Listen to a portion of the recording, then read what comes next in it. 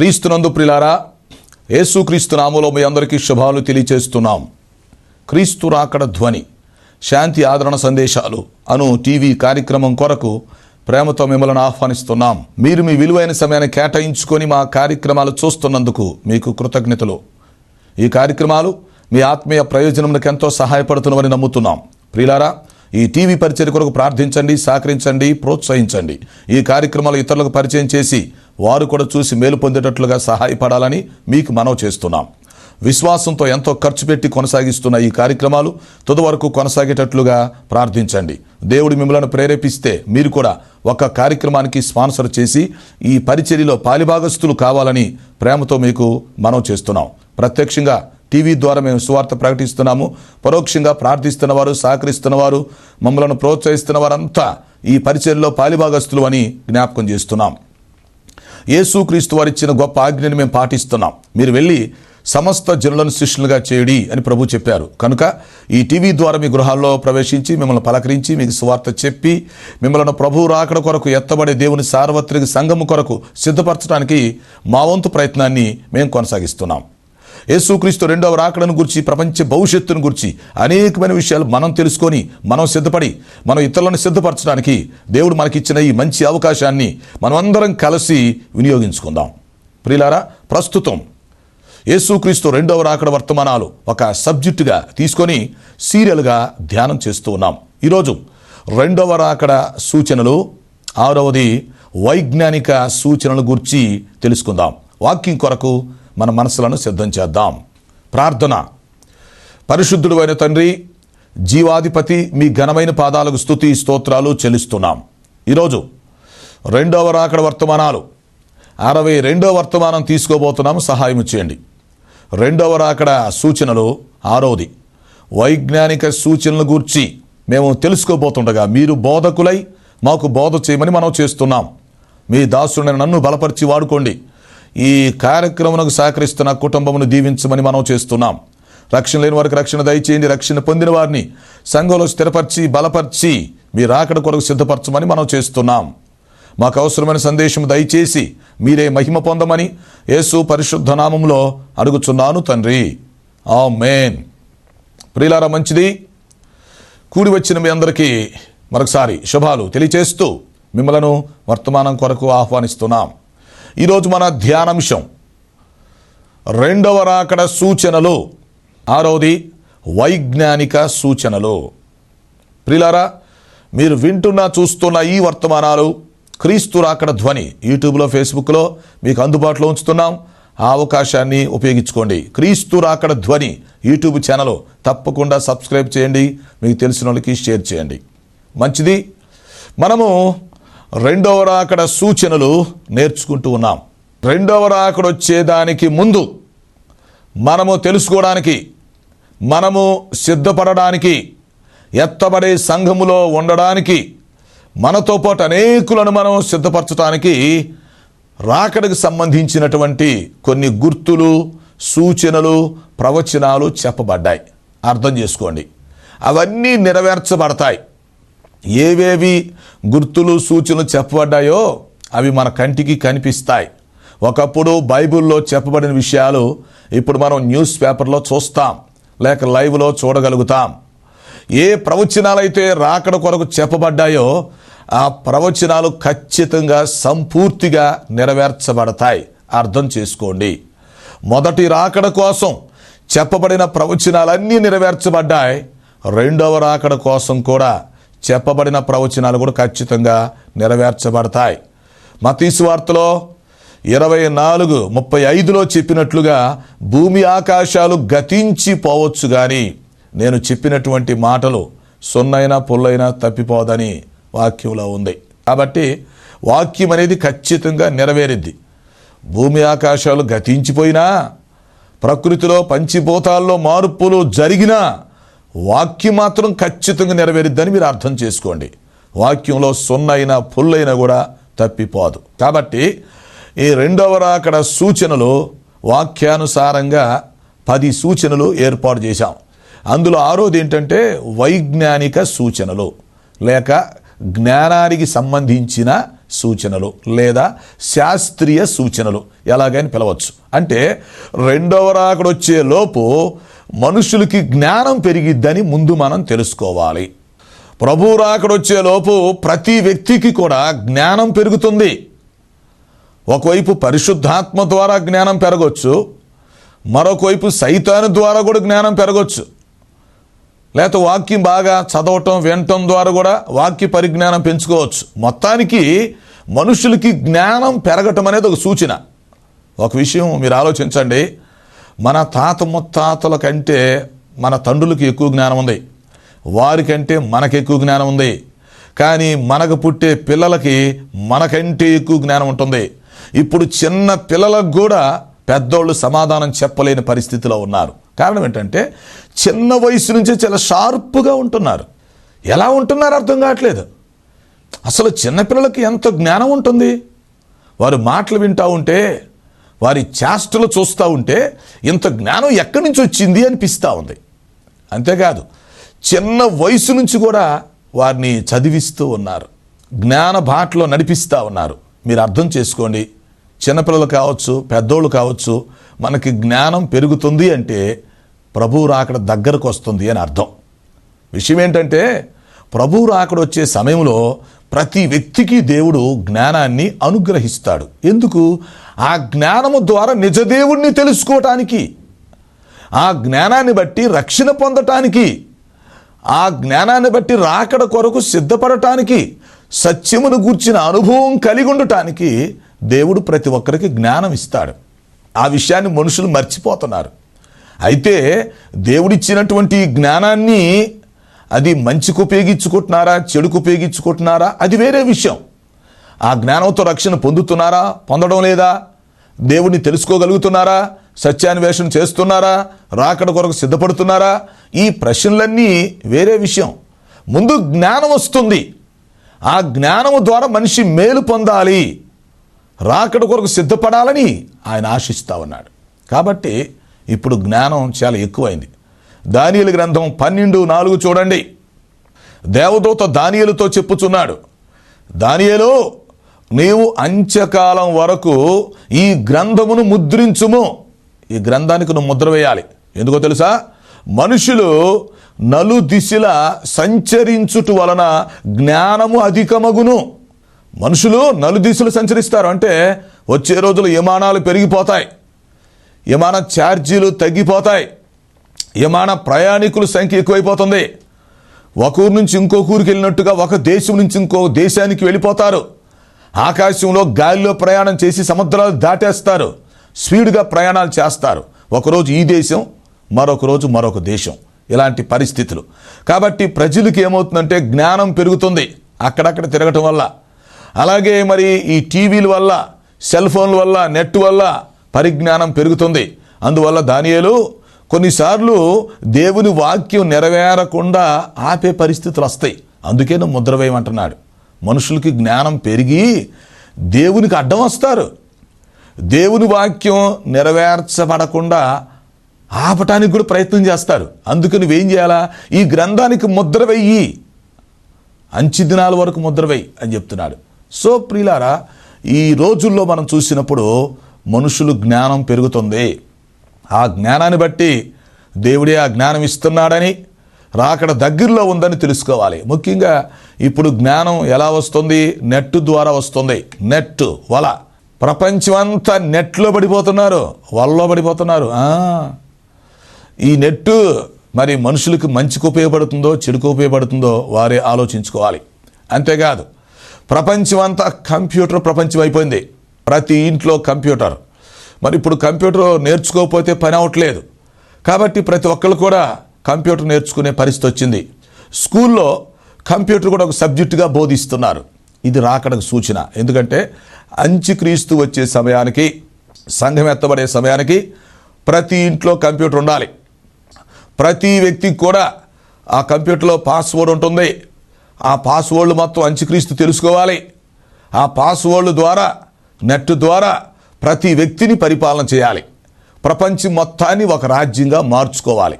కాబట్టి ప్రపంచమంతా ఒక రాజ్యమై ఒకే రాజు పరిపాలించాలంటే, భూలోకమంతా సమైక్యం అవ్వాలంటే నెట్ కావాలి.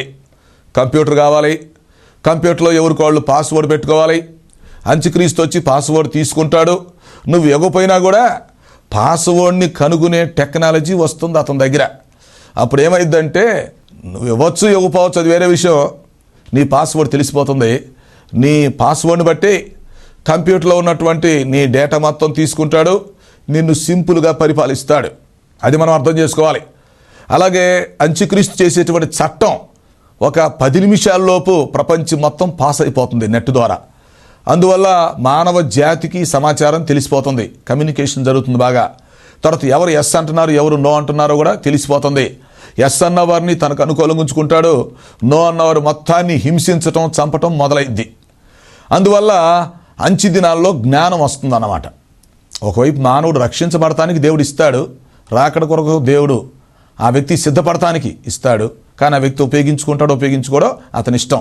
తర్వాత అంత్యక్రీస్తు మానవ జాతి మొత్తాన్ని పరిపాలించడానికి జ్ఞానం అవసరం కాబట్టి జ్ఞానం ఇస్తాడు. సో ఇది జ్ఞాన ప్రపంచం, అర్థం చేసుకోండి. నెట్లు, ఇటు చూస్తే కంప్యూటర్స్. ఇంకొక ముఖ్యమైన విషయం ఏంటంటే శాటిలైట్స్.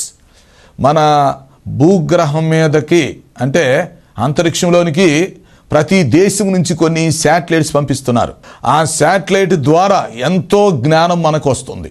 రాకడొచ్చే సమయానికి ఈ శాటిలైట్స్ కూడా ఉంటాయని వాక్యంలో ఉంది. ఎందుకంటే యేసుక్రీస్తు రెండవ రాకడొచ్చే సమయానికి లేక ప్రభు దిగొస్తున్న టైంలో శాటిలైట్ ద్వారా ఆయన దారిలో ఉండగానే భూలోకంలో తెలుసుకోగలుగుతారు. అంత షార్ప్గా మనుషులు తయారైపోతారు. ప్రభు దారిలో ఉండగానే మనుషులు తెలుసుకొని హరుముగెద్దోన్ యుద్ధానికి సిద్ధపడి నష్టపోతారు. కాబట్టి ఒకవైపు కంప్యూటర్ చూడండి, మరొక వైపు శాటిలైట్ చూడండి, ఒకవైపు మరి సైన్స్ ఎంత అభివృద్ధి చెందుతుందో చూడండి. మానవ జాతిలో ప్రతి వ్యక్తిని అతని యొక్క పరిస్థితులు మొత్తం తెలుసుకునే అంత సైన్స్ వచ్చింది. ఉదాహరణకి మనం బ్లడ్ ఇచ్చామనుకోండి, టెస్ట్ చేసి బ్లడ్ పిక్చర్ మనకి ఇస్తాడు. దానిలో మన శరీరానికి సంబంధించిన విషయాలు మొత్తం చెప్పే అంత జ్ఞానం వచ్చింది. ఎంత గొప్ప విషయం! జస్ట్ నువ్వు బ్లడ్ ఇస్తే చాలు, రిపోర్ట్లో బ్లడ్ పిక్చర్ వస్తుంది. దాదాపు ఎన్నో విషయాలు, మన శారీరక విషయాలు, కొన్ని మానసిక విషయాలు కూడా బ్లడ్ పిక్చర్లో బయటకు వస్తాయి. కారణం ఏంటి అంటే జ్ఞానం. రాకడొచ్చే సమయంలో వైజ్ఞానిక రంగం బాగా అభివృద్ధి చెందుతుంది. మనుషులు నేల మీద, నీళ్ళల్లో, గాలిలో ప్రయాణాలు వేగంగా చేసేస్తారు. చక్కగా కంప్యూటర్ ఉపయోగించుకుంటారు, చక్కగా శాటిలైట్ ఉపయోగించుకుంటారు. ఇక సెల్ ఫోన్ గురించి చెప్పాల్సిన పని లేదు. చిన్న పిల్లలు సైతం ఆపరేట్ చేస్తున్నారు. దాని ద్వారా ఎంతో జ్ఞానాన్ని పొందుకుంటున్నారు. అయితే ఇక్కడ ఒక విషయం గమనించాలి. జ్ఞానము అనేది ఉపయోగించుకునే దాని మీద ఆధారపడి ఉంటుంది. నీ చేతిలో కత్తి ఉంది, కత్తి తీసుకొని యాపిల్కాయ కోసుకొని తింటావా, గొంతు కోసుకొని చస్తావా, అది నీ ఇష్టం. అది కత్తి కనుక కత్తిని మంచికి ఉపయోగించుకుంటే మంచిదే, చెడుకు ఉపయోగించుకుంటే చెడ్డది. సో జ్ఞానం అనేది మనం ఉపయోగించుకునే దాని మీద ఆధారపడి ఉంటుంది. మనం బాగుపడటానికే, చెడిపోవటానికే, అభివృద్ధి అవటానికే, నాశనం అయిపోవటానికే, రాకడ కొరకు సిద్ధపడటానికే, లేక దేవుని వ్యతిరేకించి, వాక్యాన్ని వ్యతిరేకించి విడిచిపెట్టబడే గుంపులో ఉండి చస్తానికి జ్ఞానం ఉపయోగించుకుంటామా ఆలోచన చేయాలి. సో మనుషులకి జ్ఞానం ఎక్కువైపోయింది, సైన్స్ ఎక్కువైపోయింది, టెక్నాలజీ బాగా పెరిగిపోయింది. ఇప్పుడు ప్రతి దానికి కూడా రుజువులు అడిగే పరిస్థితికి వచ్చింది. అమెరికా దేశం ఒకప్పుడు మంచి క్రైస్తవ దేశంగా మనం అనుకుంటున్నాం. కానీ ఇప్పుడు పరిస్థితి ఎలా ఉంది? అక్కడ చర్చీలు తగ్గిపోయినాయి, చర్చీకి వచ్చే జనాల సంఖ్య తగ్గిపోయింది, చర్చీలు సినిమా హాల్లో అయిపోయినాయి, మెయింటైన్ చేయలేకపోతున్నారు, చర్చీలు క్లబ్బులుగా మారిపోతున్నాయి, ఆరాధనకు సరిగా జనాభా రావటం లేదు. ఎందుకో తెలుసునా? ఎందుకు రావట్లేదు? వాళ్ళకు వచ్చే తీరిక లేదు. అంతేకాదు మనుషులు కొత్తదనం కోసం చూస్తున్నారు. ఎప్పుడు కూడా ప్రతిదానికి రుజువులు చూసుకుంటున్నారు. సైన్స్ డెవలప్మెంట్ గురించి ఆలోచిస్తున్నారు కానీ వారి డెవలప్మెంట్ గురించి ఆలోచించట్లేదు. సో ఈ విధంగా చర్చీకి వచ్చే వాళ్ళ పర్సంటేజ్ కూడా తగ్గిపోతూ ఉంది. చర్చీలు మెయింటైన్ చేయలేక మూసివేసేస్తున్నారు. కారణం ఏంటంటే మనుషులు దేవుని కంటే, భక్తి కంటే జ్ఞానానికే ఎక్కువ ప్రాధాన్యత ఇస్తున్నారు. ప్రతి వ్యక్తి చదువుకునే పనిలో పడ్డాడు, ప్రతి వ్యక్తి జ్ఞానార్జన చేస్తున్నారు. కారణం ఏంటంటే ప్రభువు రాకడొచ్చే ముందు మనుషులకి జ్ఞానం ఇవ్వబడుతుంది.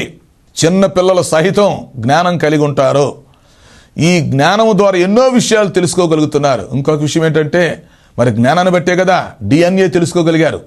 అది ఒక రాకడ సూచనే, DNA కనిపెట్టడం. అంతేకాదు ఇప్పుడు జ్ఞానాన్ని బట్టి మనిషి యొక్క ఆయుష్ కాలం పెంచే పద్ధతి కూడా వచ్చింది. అంటే ఒక మనిషిని అతని యొక్క ఆయుష్ కాలం పెంచడానికి ఏర్పాట్లు చేయొచ్చు అన్నమాట. వచ్చే రోజుల్లో చేస్తారు. అయితే బ్యాన్ చేస్తారు. క్రీస్తు 1000 ఏళ్ల పరిపాలనలో ప్రభు సక్సెస్ చేస్తాడు. అవన్నీ తర్వాత చెప్తా. కాబట్టి ప్రతి దానిలో మార్పు వచ్చేసింది. తర్వాత ఇప్పుడు ఆపరేషన్స్లో మార్పులు వచ్చేసాయి. అంతా లేజర్ కిరణాలు కదా. అంతేకాదు ఇప్పుడు సైన్స్ ఎంత డెవలప్ అయిందంటే మరి కణ ఆపరేషన్ వచ్చింది కొత్తగా. కణాలు కనుక్కోవటం ఇదొక పెద్ద విధానం, కణశాస్త్రం అంటారు. అంటే మనం కణాల ద్వారా మానవ శరీరం మొత్తాన్ని మనం గుర్తించవచ్చు అన్నమాట.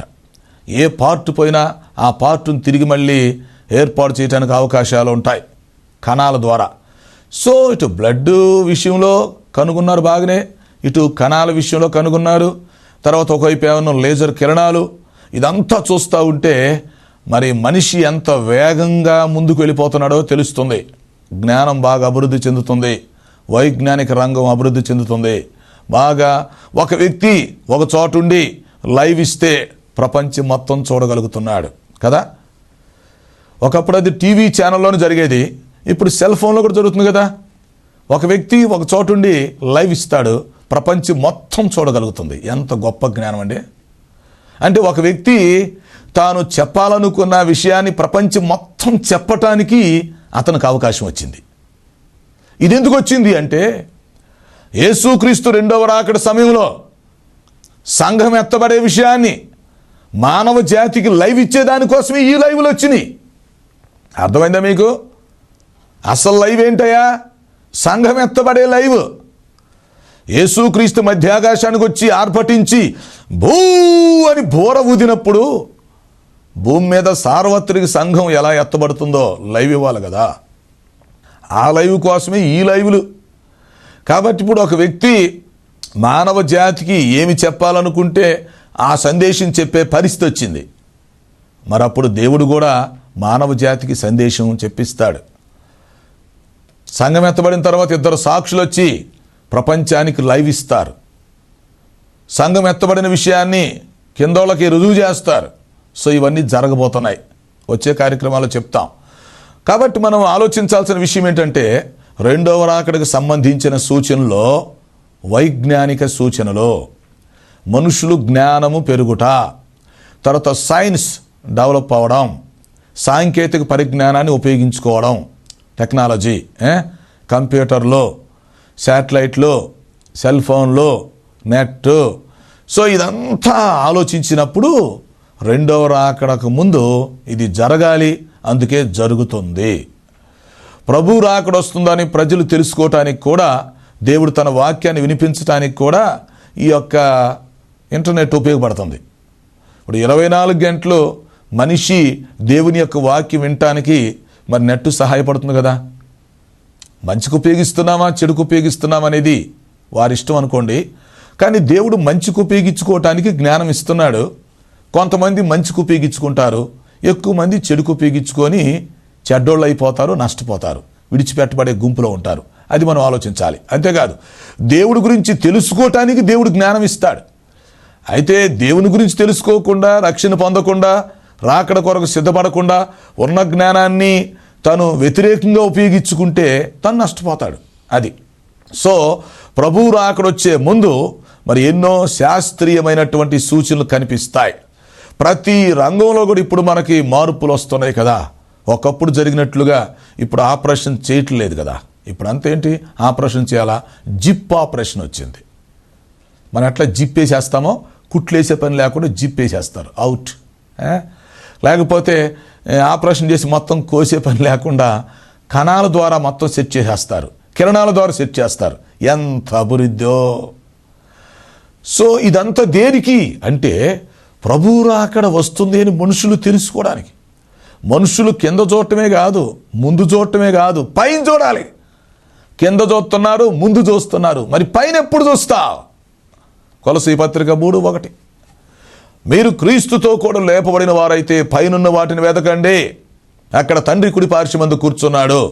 ఆయన వచ్చుటకు సిద్ధంగా ఉన్నాడు, సంఘాన్ని తీసుకెళ్ళటానికి సిద్ధంగా ఉన్నాడు. కాబట్టి మనం ఎంతసేపు చూసినా ఈ కిందే చూసుకుంటా ఎదరు చూసుకుంటా పోతే మరి పైన ఎప్పుడు చూస్తావు? రాకడ గురించి ఎప్పుడు ఆలోచిస్తావు? ఉన్నటువంటి టెక్నాలజీని లేక ఇంటర్నెట్ని, ఉన్నటువంటి సదుపాయాలన్నింటినీ నీ మంచి కోసం ఉపయోగించుకో. నీవు రాకడ కొరకు సిద్ధపడటానికి ఉపయోగించుకో, సువార్త ప్రకటించడానికి ఉపయోగించుకో. ఒకప్పుడు మేము సువార్త ప్రకటించాలంటే ఏం చేయాల్సి వచ్చేది? ఎంతో కష్టపడాల్సి వచ్చేది. ఒక్కొక్క రోజు 15-20 కిలోమీటర్లు నడిచేవాడిని నేను, కళ్ళు లేకుండా. ఒక్కొక్క రోజు 15-20 కిలోమీటర్లు నడిచానండి. 10-15 గ్రామాలకి వెళ్ళేవాడిని. మిషనరీ పరిచర్యకి వెళ్ళినప్పుడు ఉదయం నుంచి సాయంత్రం వరకు తిరుగుతూనే ఉండేవాళ్ళం. ఊరూరు వెళ్ళేవాడిని, ఇంటింటికి వెళ్ళేవాడిని, పిచ్చోళ్ళలాగా పత్రికలు పంచేవాడిని. పరలోకం నుంచి ఉత్తరం వచ్చిందని చెప్పేవాడిని కరపత్రిక ఇస్తూ.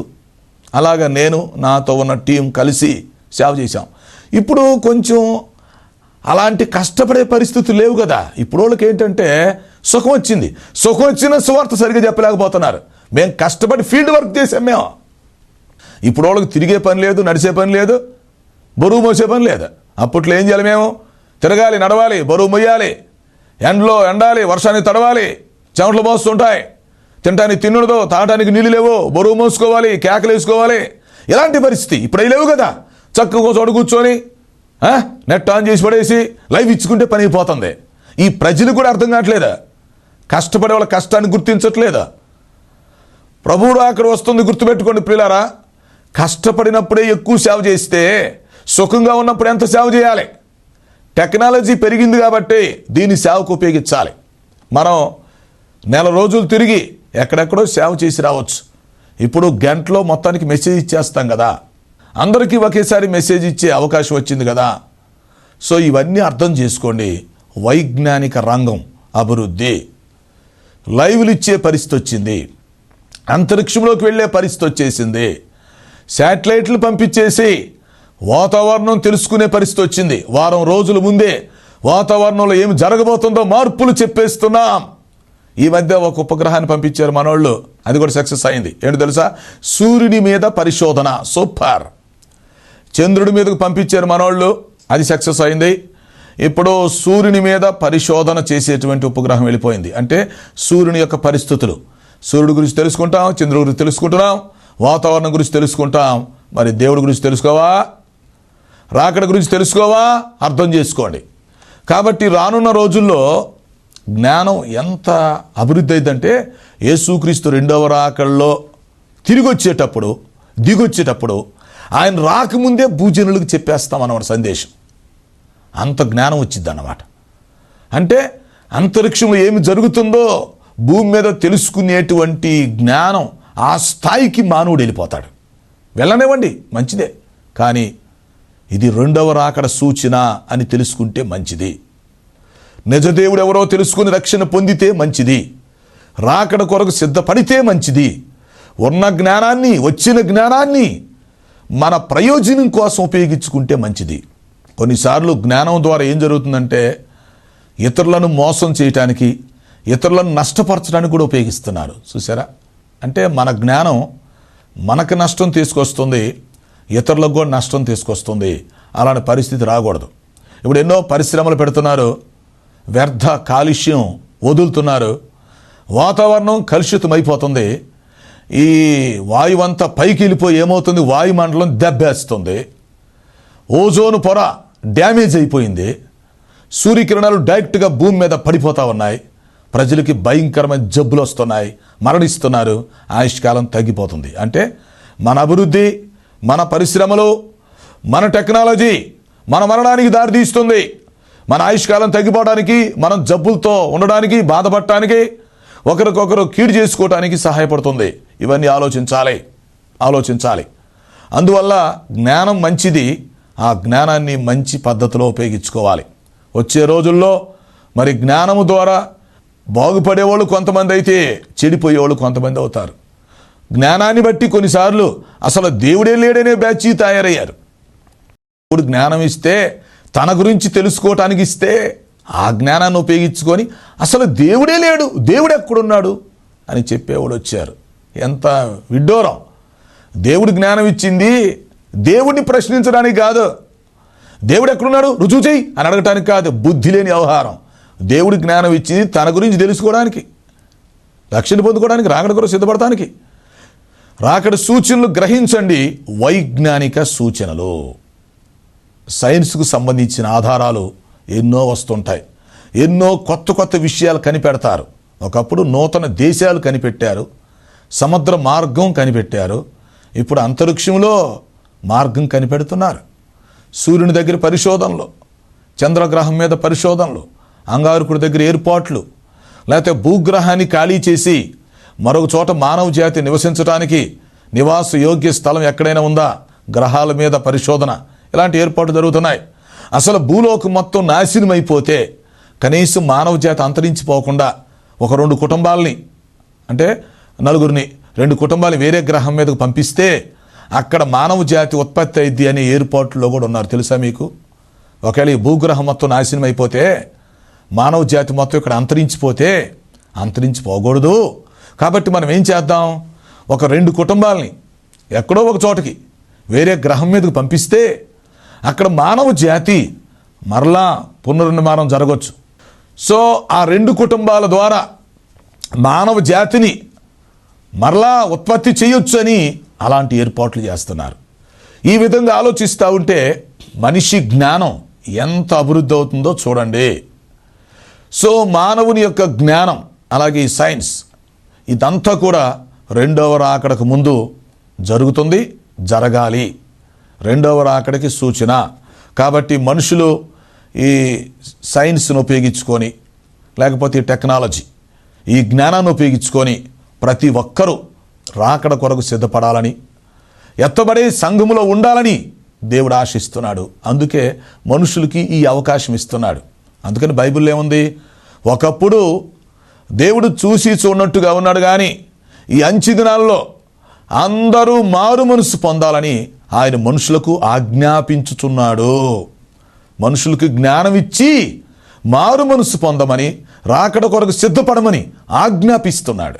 కాబట్టి ప్రతి ఒక్కరూ ప్రభు రాకడ కొరకు సిద్ధపడాలని, రాకడ సువార్త ప్రకటించాలని, ఉన్న జ్ఞానాన్ని ఉపయోగించుకొని మంచిని, మేలుని పొందాలని ప్రేమతో మీకు మనవి చేస్తూ ఈ మాటల ముగింపు తీసుకొస్తున్నాను. అట్టి కృపను దేవుడు మనందరికీ దయచేయునుగాక. ప్రార్థన చేద్దాం. తండ్రి, నీ పాదములకు స్తోత్రాలు. విన్న వర్తమానం మా హృదయాల్లో ఫలింపచేయండి. రక్షణ లేని వారికి రక్షణ దయచేయండి. సమస్యలతో, అనారోగ్యతతో, అవసరంతో ఉన్న వారికి సహాయం చేసి మహిమ పొందమని యేసు పరిశుద్ధ నామములో అడుగుచున్నాను తండ్రి, ఆమేన్. తండ్రి, కుమార, పరిశుద్ధాత్మ త్రియేక దేవుని దీవెన మనకు తోడే నడిపించును గాక. ఆమేన్, ఆమేన్. ప్రియులారా, ఈ కార్యక్రమాలకు మీరు స్పాన్సర్ చేయాలని ఆశించినట్లయితే మా సెల్ ఫోన్ నెంబర్కి SMS చేయాలని మీకు మనవి చేస్తున్నాం. 9440402368 9440402368. God bless you.